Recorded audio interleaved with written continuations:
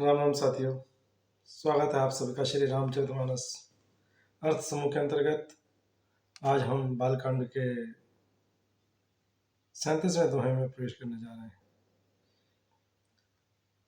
गोस्वामी तुलसीदास जी श्री रामचरितमानस के महात्म्य और रूप का वर्णन कर रहे हैं। वहीं उन्होंने पिछले दोहे में हमें यहाँ तक बताया कि इस राम कथा रूपी सरोवर के 4 घाट हैं। वो यहाँ तक ले आए कथा को। यहाँ वो 4 घाट कौन कौन से बता रहे हैं? गरुड़ जी और काकभुशुंडी, एक वक्ता है एक श्रोता है।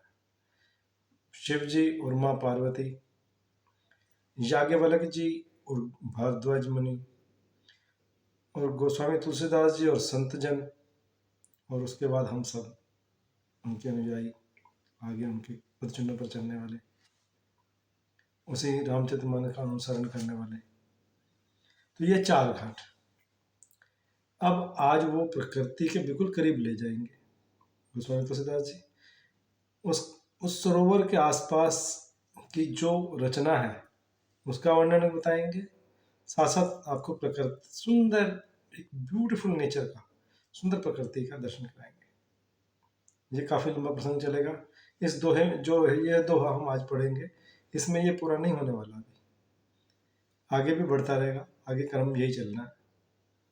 अभी कुछ समय तक ऐसा ही रहेगा, इस ग्रंथ के विषय में ही बताया जाएगा, उसका महात्म्य, रूप, उसकी रूपरेखा तैयार की जा रही है, सारी पृष्ठभूमि तैयार हो रही है, फिर कथा प्रसंग स्टार्ट होगा बाद में। सप्त प्रबंध सुभग सोपाना, ज्ञान नयन निरखत मन माना, रघुपति महिमा अगुन अबाधा, बरनब सोई बर बारी अगाधा। इस रामचरितमानस रूपी सरोवर के 4 घाट हैं। उसके बाद 7 कांड ही इस मान सरोवर की सुंदर 7 सीढ़ियां हैं। इस मानस सरोवर की सुंदर 7 सीढ़ियां हैं। ये जो 7 कांड हैं, इसके 7 अध्याय, 7 chapters, they are stairs to enter in the pool. The Ramcharitmanas में के अंदर गोते लगाने के लिए, अंदर आपको जाने के लिए, प्रवेश करने के लिए सीढ़ियां हैं, जिनको ज्ञान रूपी नेत्रों से देखते ही मन प्रसन्न हो जाता है। श्री गुरुनाथ जी की निर्गुण प्राकृतिक गुणों से अतीत और निर्बाध एक रस महिमा का जो वर्णन किया जाएगा, वही इस सुंदर जल की अथाह गहराई है। राम सिए जस सलिल सुधासम, उपमा बीच विलास मनोरम, पुर इन सगन चारु चौपाई, जुगति मंजू मनि सीप सुहाई। श्री रामचंद्र जी और श्री सीता जी का यश अमृत के समान जल है। इसमें जो उपमाएं दी गई हैं वही तरंगों का मनोहर विलास है।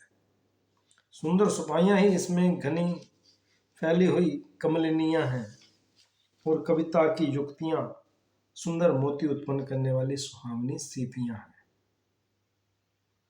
प्रकृति के बड़ा करीब ले जा रहे हैं गोस्वामी जी, दर्शन कीजिए।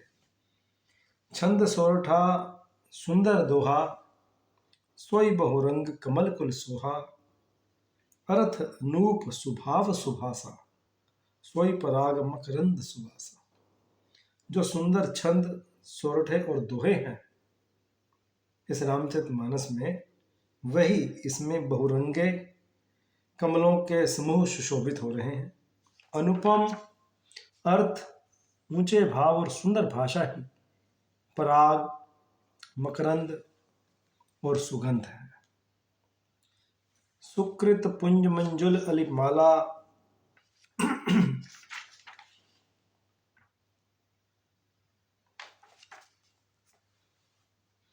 सुकृत पुंज मंजुल अलिमाला, ज्ञान विराग विचार मराला, धुनि अवरेव कबित गुण जाति, मीन मनोहर ते बहुभांति। अर्थ धर्म कामादिक चारी, कहब ज्ञान विज्ञान विचारी, नव रस जप तप जोग विरागा, ते सब जलचर चारु तड़ागा।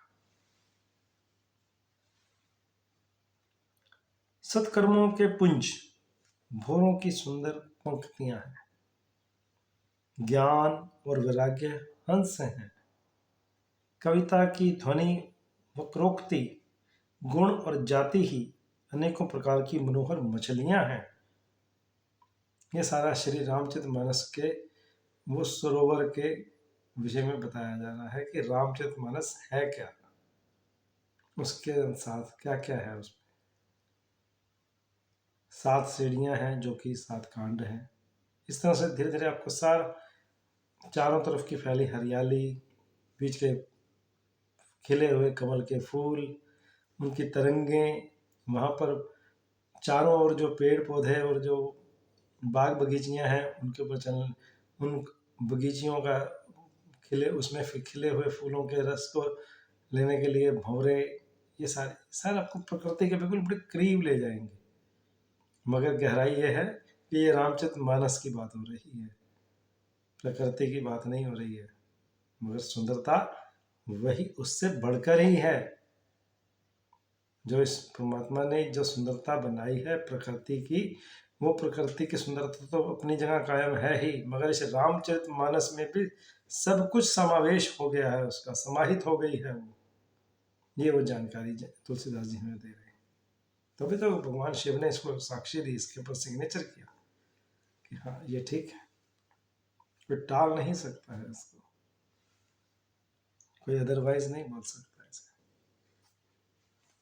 सत्कर्मों पुण्यों के पुंज भोरों की सुंदर पंक्तियां हैं, ज्ञान वैराग्य और विचार हंस हैं, कविता की ध्वनि वक्रोक्ति गुण और जाति ही अनेक प्रकार की मनोहर मछलियां हैं, अर्थ धर्म काम और मोक्ष, ये चारों ज्ञान विज्ञान का विचार के कहना, काव्यों के 9 रस, जप तप योग और वैराग्य के ये प्रसंग, ये सब इस सरोवर के सुंदर जलचर जीव हैं। सुकृति साधु नाम गुण गाना, ते विचित्र जल विहग समाना, संत सभा चहु दिशि अमराई, श्रद्धा ऋतु बसंत समगाई, भक्ति निरूपण विविध विधाना, क्षमा दया दम लता बिताना, सम जम नियम फूल फल ज्ञाना, हरि पद रति रस वेद बखाना, औरों कथा अनेक प्रसंगा, तेई सुख पिक बहु बिहन बहंगा, पुलक बाटिका बागबन सुख सुभंग विहार, माली सुमन स्नेह जल सिंचत लोचन चार।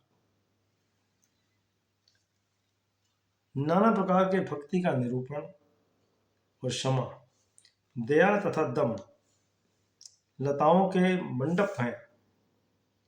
दम से मतलब इंद्रिय निग्रह करना, कंट्रोलिंग, इंद्रियों के ऊपर कंट्रोल करना, मन का नियम, मन का निग्रह, यम, यम में अहिंसा सत्य असत्य ब्रह्मचर्य और अपरिग्रह, नियम के अंतर्गत शौच संतोष तप स्वाध्याय और ईश्वर प्राणिधान ही उनके फूल हैं। ये सब जो चर्चा श्री रामचरितमानस में चलेगी, ये सब उसके बारे में बता रहे हैं कि ये सब उसके फूल हैं। क्या? शौच संतोष तप स्वाध्याय और ईश्वर प्राणिधान। ज्ञान फल है और श्री हरि के चरणों में प्रेम ही इस ज्ञान रूपी फल का रस है, ऐसा वेदों ने कहा है। वेदों ने भी श्री रामचरितमानस के राम की कथा के विषय में ऐसा बताया। और जो श्री रामचरितमानस में अनेक प्रसंग और कथाएं हैं, वे ही इसमें तोते कोयल आदि बहुविरंगे पक्षी, पुलक बाटिका बागबन सुख विहंग विहार, माली सुमन स्नेह जल सिंचत लोचन चार। कथा में जो रोमांच होता है वही वाटिका है, बाग और वन है, और जो सुख होता है वही सुंदर पक्षियों का विहार है। निर्मल मन ही माली है, जो प्रेम रूपी जल से दोनों नेत्रों द्वारा उनको सींचता है। ये राम कथा आपको जगह जगह पर अनेकानेक प्रसंगों में भाव विभोर करेगी। आपके नेत्रों से प्रेमाश्रुओं का जल बहेगा। आप आनंद प्रफुल्लित महसूस करेंगे। कथा बड़ी रोमांच पैदा करने वाली है, रोंगटे खड़े हो जाएंगे ऐसी चीजें। इसमें कितने अनेक रसों का वो समावेश है। वीर रस, वात्सल्य, करुणा, अनेक रस, भांति भांति, श्रृंगार रस, प्रेम प्रसंग आएंगे इसमें। इन सब का बेस बना रहे हैं अभी गोस्वामी जी। अभी वो आपको हम सबको प्रकृति का परिचय बता रहे हैं कि रामचरितमानस के अंदर क्या चीज नहीं है जिसका समावेश नहीं हुआ। अनेक संक्षेप में बताएंगे। यदि विस्तार करने लगेंगे तो कथा बहुत लंबी हो जाएगी, असली मुद्दे तक हम पहुंच ही नहीं पाएंगे। अभी समय लगेगा, मगर ये पृष्ठभूमि जैसे जैसे गोस्वामी जी बनाते चले जाएंगे, उसके बाद एक बड़ा बहुत सुंदर कथा का निर्माण होगा, जो कि हमें हमारे जीवन को जीने के लिए मार्गदर्शन करेगा। आज मैं अपनी वाणी को यहीं विराम दूंगा। 37वां दोहा समाप्त। फिर मिलते हैं नेक्स्ट एपिसोड में। तब तक के लिए जय श्री राम।